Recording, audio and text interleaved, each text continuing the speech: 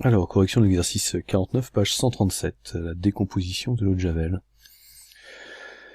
Alors, l'eau de Javel se décompose lentement selon une transformation totale de ClO- qui donne 2Cl- plus O2. Donc on dilue une solution commerciale S0 d'eau de Javel afin d'obtenir un volume V égale 250 ml d'une solution S1 10 fois moins concentrée que S0. On verse un volume V1 égale 20 ml de la solution S1 dans un ballon. Pour suivre l'évolution de la réaction, on mesure la pression P du gaz dans le ballon, tout en maintenant constant la température T égale 296 Kelvin et le volume occupé par le gaz dans le ballon, qui vaut 275 ml. On a un tableau qui nous donne l'évolution de la pression en hectopascal en fonction du temps en minutes. Et on nous donne la constante des gaz parfaits, 8,314 joules par Kelvin par mol. Alors, première question. Rédiger le protocole de préparation de la solution S1, donc c'est une bête dilution. Donc on nous dit qu'on prépare une solution phi 10 fois moins concentrée, on a donc un facteur de dilution qui vaut 10, alors suivant comment c'est noté, on peut vous dire le facteur de dilution vaut 10, on a dilué 10 fois, ou on a dilué au dixième, donc tout ça c'est différentes façons de dire la même chose. Ça veut dire qu'on a réduit la concentration d'un facteur 10 entre la solution phi et la solution mère. Alors il va donc falloir un volume de solution mère 10 fois plus faible que celui de solution phi qu'on souhaite, donc on veut 250 ml, donc on va prélever 25 ml.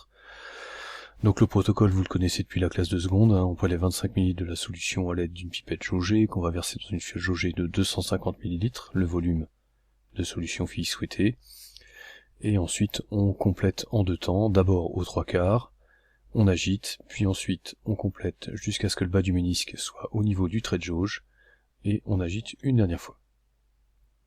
Alors, question B, on nous donne les quantités initiales dans le ballon, on note X l'avancement de la réaction à la date T, et on nous demande de construire le tableau d'avancement en utilisant ces notations.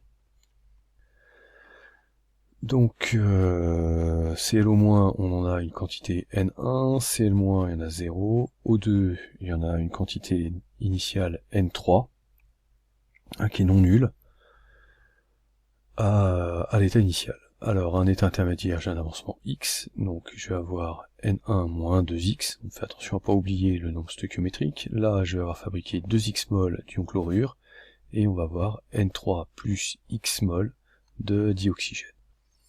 À l'état final, donc on nous dit que la transformation est totale, lui c'est le seul réactif, donc il est forcément limitant, donc on va avoir N1 moins 2X max qui va être égal à 0.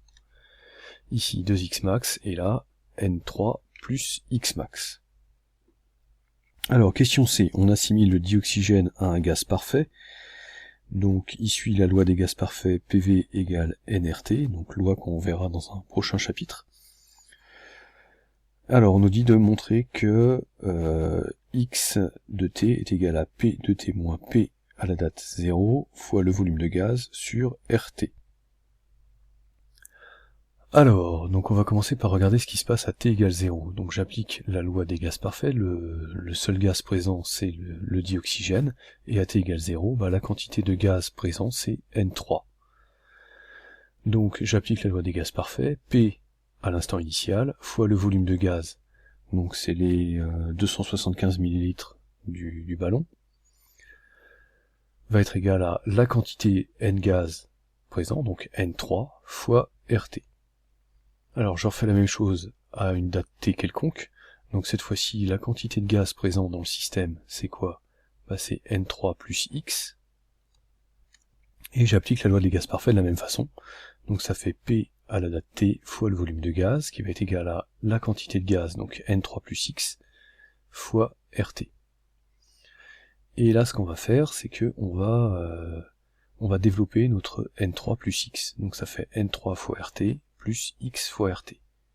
Et là, ce que je vois, c'est que je me retrouve avec un N3 fois RT qui correspond à ce qu'on a là, N3 fois RT. Autrement dit, ce terme-là, il est égal à quoi? Il est égal à P0 fois V gaz. Donc je remplace ça me fait P de T fois V gaz, ça n'a pas changé, égal. Donc je remplace ce terme-là par P de 0 fois V gaz plus X fois RT. Maintenant, il ne me reste plus qu'à réordonner tout ça pour retrouver l'expression proposée dans l'énoncé. Donc je fais passer P de 0 fois V gaz de l'autre côté, donc ça me fait P de T moins V gaz, P de T fois V gaz moins P de 0 fois V gaz. Je le mets en facteur, le V gaz, et le RT, je le place de l'autre côté, et il me reste quoi? Il me reste X qui est égal à P de T moins P de 0 fois V gaz divisé par RT. Alors, petit d. Donc, on nous demande de calculer la valeur de X à la date T égale 1000 minutes. On suppose que la réaction est terminée à cette date. En déduire la valeur de N1, la concentration de HClO- dans la solution S1 et dans la solution S0.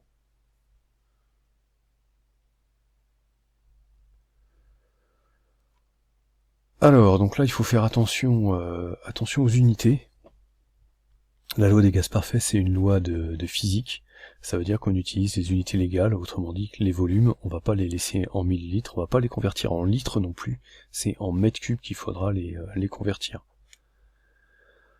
Alors, donc AT égale 1000 minutes, la pression, c'est 1112 hectopascal, donc ça je convertis ça en pascal, donc hectopascal c'est 10 puissance 2 pascal, et donc là j'ai 1,112 fois 10 puissance 3 fois 10 puissance 2, donc ça me fait 1,112 fois 10 puissance 5 pascal.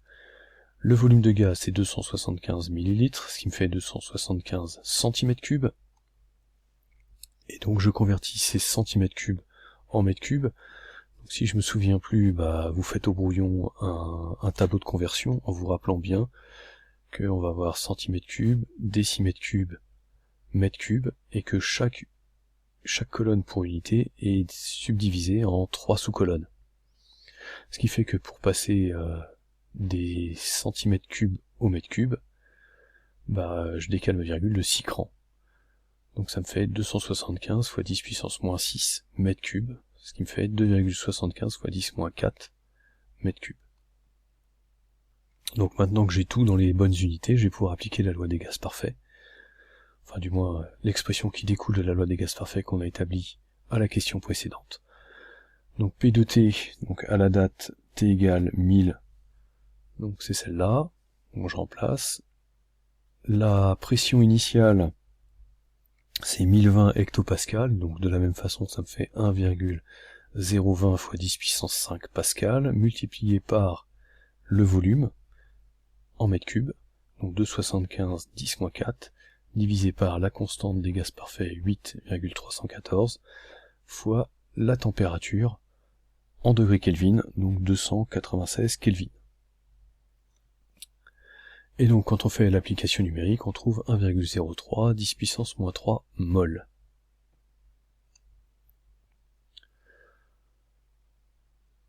Alors, donc on nous dit que à t égale 1000 minutes, la transformation est terminée. Donc là, le x, il vaut x max. Et d'après le tableau d'avancement, là, n1, on a n1 moins 2x max qui est égal à 0, j'en déduis que x max, c'est n1 sur 2. Donc en fait, n1, ça va être 2x max.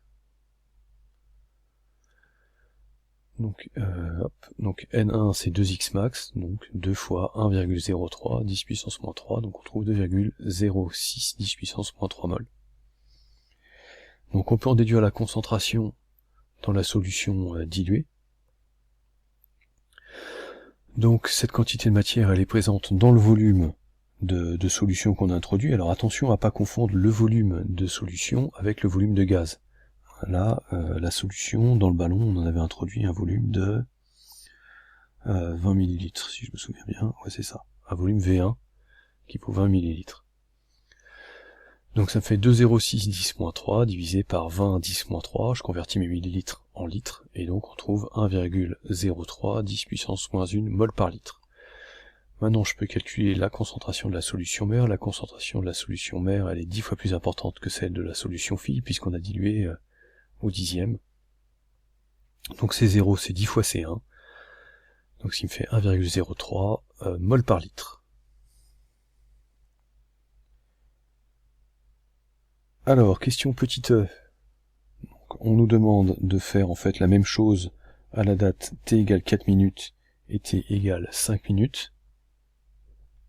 Donc c'est exactement la même chose que précédemment, on n'oublie pas de convertir. Donc on regarde dans le tableau la valeur de la pression à 4 minutes, la valeur de la pression à 5 minutes, et quand on fait les calculs, on trouve 4,92 10-4 mol à 4 minutes, et x de 5 minutes, c'est 5,59 10-4 mol.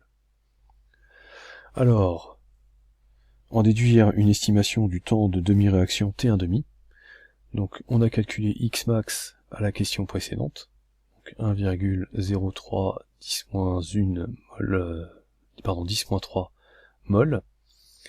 À T1,5, bah x il vaut quoi? Il vaut x max sur 2. J'ai atteint la moitié de la valeur de l'avancement maximal à T1,5. Ce qui me fait 5,15 10-3 mol. Et ce qu'on constate, c'est que cette valeur de 5,15 10-3 mol, bah, elle est plus grande que le x qu'on a calculé à 4 minutes, et elle est plus petite que le x qu'on a calculé à 5 minutes. Donc x max sur 2 est inférieur à x de 4 minutes et est supérieur à x de 4 minutes et inférieur à x de 5 minutes. Ça veut dire que T1,5 est compris entre 4 et 5 minutes.